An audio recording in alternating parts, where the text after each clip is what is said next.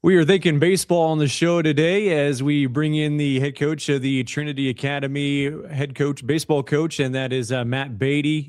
Man, coach, this time of the year, like what's the mindset like for you, and just how much is baseball on your mind, especially this time of the year? Yeah, Cole. First of all, thanks for having me. But yeah, baseball's been on my mind since we left Manhattan last year. So right now it's just focused on getting the guys reps. More importantly, with the weather that we've had, just taking care of the field and making sure we can get out and get as many reps as possible before we hit that first jamboree. What is that field preparation like for you, especially there at Trinity Academy?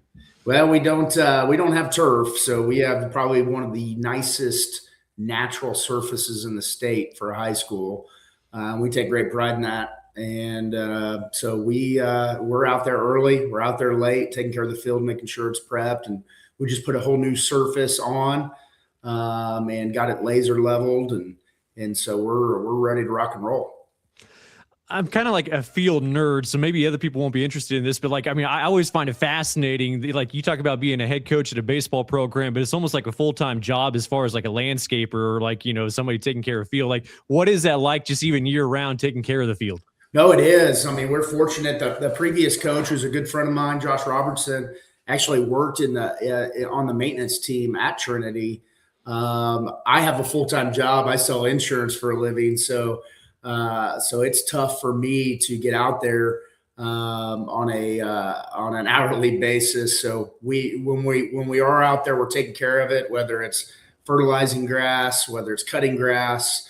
We did invest this year into the robot that actually does our striping of our lines and our boxes. That's a huge investment for us just because it takes so much time. And to be honest with you, it's just really hard to chalk a straight line. Yeah. I agree. Those robots are pretty amazing. For you, your second season. So like we'll talk about that state title from last year here in a little bit, but just year one to year two as a head coach, what's it been like? Well, year one was all about establishing the culture. We had 5 seniors last year, and we started I think we started 5 freshmen in our state final game. All of them are back except for one who transferred out. It's been about establishing culture since day one. And like right now we are doing 2-days. We're up in the mornings.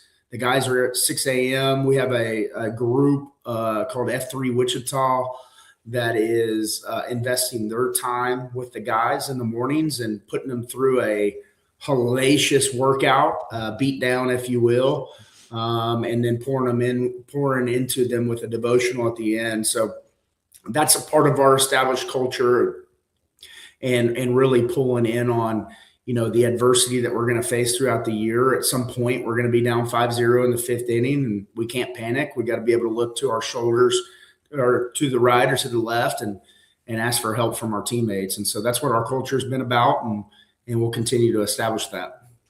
Anything else that you wanted to instill into your program, especially that first year? You mentioned culture. Like anything else that stood out that you wanted your program to be known for? Well, I mean, just the expectations, how we play the game the right way. We respect the game. We respect our opponents. We respect the umpires. The expectation to win. We start every year, or the second year, our first practice of the year, we actually dogpile, and we practice how to win. Some of these guys have never dogpiled in their life, never won a state title, or never won a championship, a World Series, or anything like that. And so we practice how to win. And so we throw a strike at the end of the game, and we teach them how to win a regular season game, and then we bring them back out and we teach them how to win a championship. And we actually dogpile. And first practice of the year, we usually have a bloody nose or two, but it establishes that this is what we're about and this is how we're going to finish the year. All right, so I got to ask, like, what's the proper approach to a dog pile? Because you always have, like, there's 1 or 2 guys that are kind of maybe a little lenient, so they don't want to necessarily be on the bottom of the dog pile. Yeah. So, like, what's your approach to the dog pile? The goal is whoever, usually you're just power driving the pitcher. into the ground. And so you try to hit him just like in football, try to hit him as hard as you can and take Just him not down. on his throwing arm though, right? Oh yeah. Yeah. Okay. Well, at that point, we got 12 months to figure that out. But yeah, no, we have fun with it. The guys, our practices are high intensity, and then we get to end that first practice with some fun, and the guys have always enjoyed that. I know you've been around baseball for a long time, but like, what excited you about the opportunity there at Trinity Academy? Well, I mean, the tradition that's been there. I mean, they've taken second, I believe, twice. They've been in several state championships. They've just never gotten it across the aisle, or never got it across the finish line. And so the culture there, the facilities.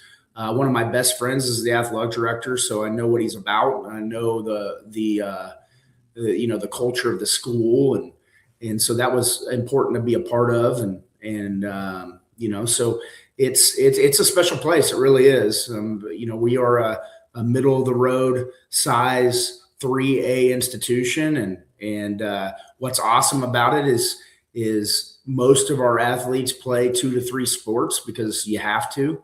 At Trinity, we need you to. And so we have, I have kids that, like, for example, I have one senior this year, and he's a track star and a football star. He's never played baseball. Last year was his first year as a junior to play, and he courtesy runs for me. I got another kid that hasn't played since he's 8. I have another sophomore, and he's a sophomore. I have another sophomore that's never played baseball. His junior year was his first year. But those are glue guys. Those are guys that are in their dugout cheering our guys on and keeping charts and learning the game. And hopefully by the time they're juniors and seniors, they'll be able to produce. Matt Baty joining us here, head coach of the baseball program at Trinity Academy in Wichita. You talk about those new guys getting in there and playing for the first time, at least organized baseball. Like, what's that like, just trying to, catch them up to speed as much as you can? Well, it's probably a culture shock for them, but with our style and our intensity and our coaching staff. I got a 9-year big leaguer as my pitching coach, and Evan Marshall. I got an All-American pitcher, Timber Lee from Wichita State, and then I got an All-American from Hutch JUCO and Washburn and Brady Hoover. So our expectations are pretty high. I say to the guys, and I just said it yesterday, is the standard that we have is here.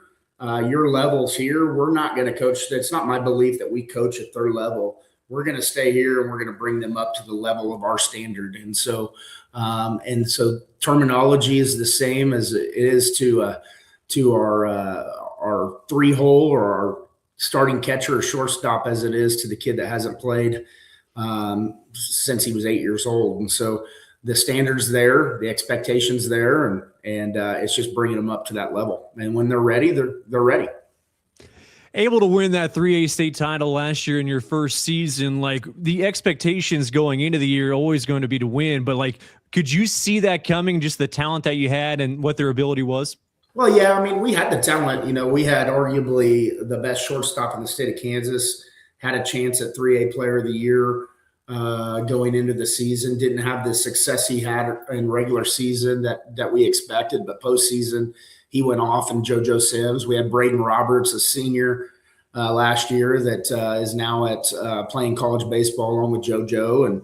And so we knew the talent was there. Obviously, we knew we had to rely on freshmen, and we had 5 freshmen step up on that program. And so that was huge for us. But in the end, you got to get lucky. You got to have somebody step up that you're not expecting to step up. And you got to be able to face adversity and look adversity in the eyes and be able to respond to it, because you're going to face that in the postseason play. I believe in regionals, we were down 2-0 going into the 5th inning to Kingman at home. We were hosting, and then we ended up putting up a 12 spot that inning. So we responded, because that's part of our culture is when we face adversity, we lean into the next guy next to us. And so we faced adversity. I think we were trailing in every one of our postseason games at one point. And so the adversity, so you got to get a little lucky. You got to have lady luck on your side at some point, but we did really well, and I'm proud of the guys. You win that state title in your first year. I mean, the bar is set really high. Like, they probably expect that every year now at Trinity Academy. Yeah, it's all downhill from here, brother. But no, that is our expectation here. no matter what, tradition doesn't graduate, and we've had strong tradition here. We expect to win. We have a young group of guys. I have one senior, I have 3 juniors, and the rest are freshmen and sophomores. Wow. And so the future is bright. This is probably going to be our toughest year. If I could look out, over the horizon over the next couple of years, this is probably our most challenging year over the next 3 or 4 years. If we can get over this hump and face that adversity well, we have a chance to do something special this year and beyond. I see the Mass Street shirt. So what was your playing experience like at KU? It was special. I had an opportunity to play for Coach Price. I was a freshman his first year, roommates with his son Richie and Ryan Price. Got an opportunity to play with my brother for 2 years there. What a special place that Lawrence is, and the baseball program is up and coming. We had a small part in that and winning a Big 12 tournament title. But what a special place. And then in the shadows of Allen Fieldhouse, where the ballpark is, and the football program was pretty fun to watch with Mangino when I was there.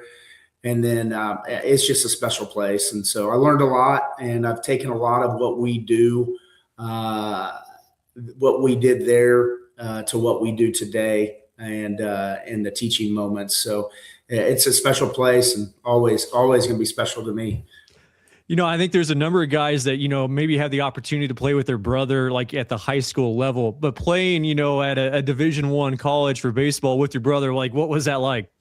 It's funny because we were totally 2 different types of players. I'm 5'11" in cleats. My brother's 6'5" without cleats. And so we're totally 2 different guys.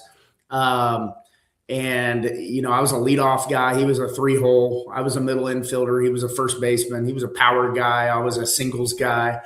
I argue that I was faster than him. But it was to have 2 different styles of play, playing on the same team as brothers was pretty cool. And then just the experience, the travel, the brotherhood.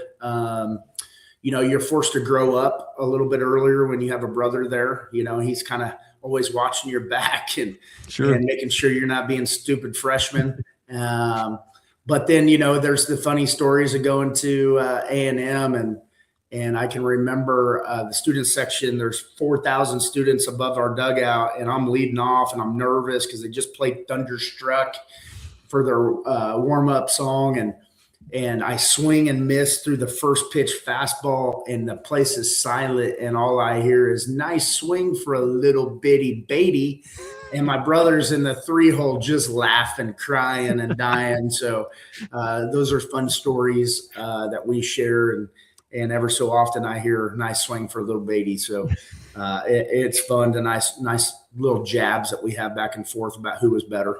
Fun stories. Hey, Coach, appreciate the time, and best of luck as the season gets close. Cool. I appreciate your time. That is Matt Baty, the head coach of the Trinity Academy baseball program. We'll have more of the show right after this.